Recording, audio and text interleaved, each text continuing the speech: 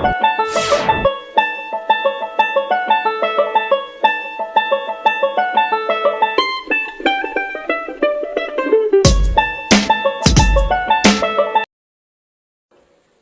ba ninyo si Trillanes?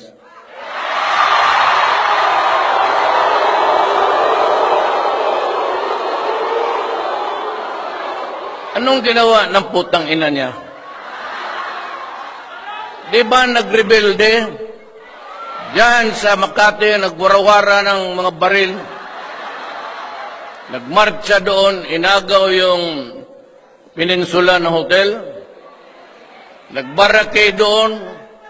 Pagdating ng pulis, ang mga duwag ng ulol, nag-surrender ka agad. Tapos naging senador, akala mo nagmamakalinis ang gago. Nagkokolekta yan sa mga malalaking negosyante. May writ, parang yan lang ang abogado na hindi abogado. Abogado may retainer yan. Totoo yan. Ang mga malalaking negosyo. Natatakot sa kanya. Pagkaduwag niyang putang ina, matakot kayo. Pagdating ng pulis, surrender ka agad. Akala ko ba makipagpatayan ka? Yan ang una. Sino ang sunod? Dilima.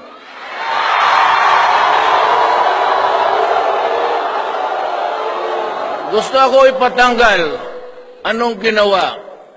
Yan ang tragedy, sabi nga nila. The tragedy is, siya yung Secretary of Justice. Hawak niya yung prisuhan.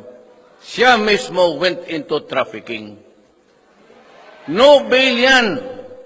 Kaya sige sulat, sige mura sa akin.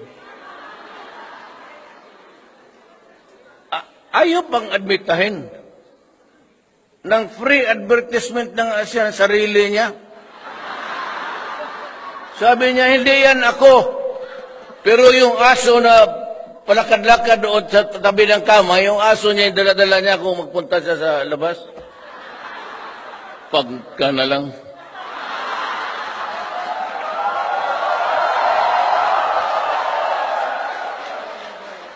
Alam mo, hinahanap ko talaga. Wala akong nakita sa Pilipinas. Hinahanap ko yung babae na napakakapal ang muka. Siya lang.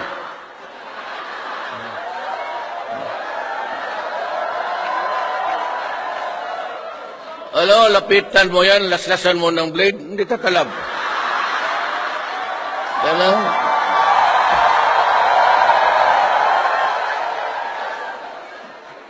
Buhusan mo, asido yung muka, gano'n lang yan.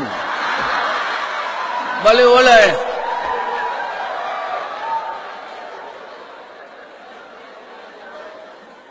Sigurado man,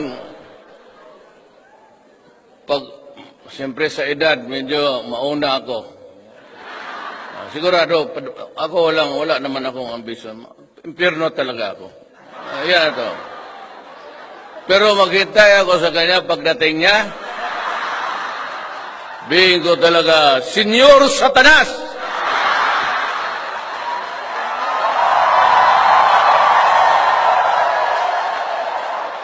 Dumating na ang ray na hinihintay mo.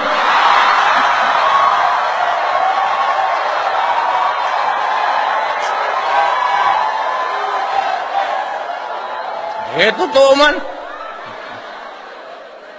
Yan. Kami pang kasalanan, si Bit Aguirre para na classmate ko yan. Cum laude na yan sa law school. Kami ba naman mag-imbento ng basket as man totoo? I will never yung ganon lalo na babae mag-imbento ako ng story. Hindi talaga ako papayag sa kanila baski sino dito sa kabinet. No, do not do it. Huwag yan. Mag-imbento ka ng kaso, gano'n. Tapos Nobel, pakulong mo. Ngayon, mag-isa siya.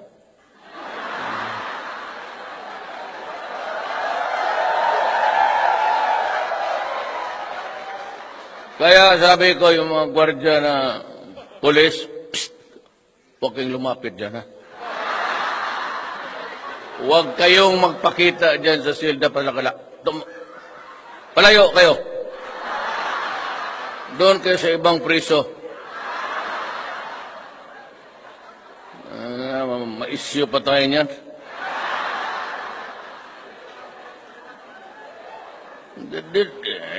Yung gwardiya pati yung driver, lahat na ratsada.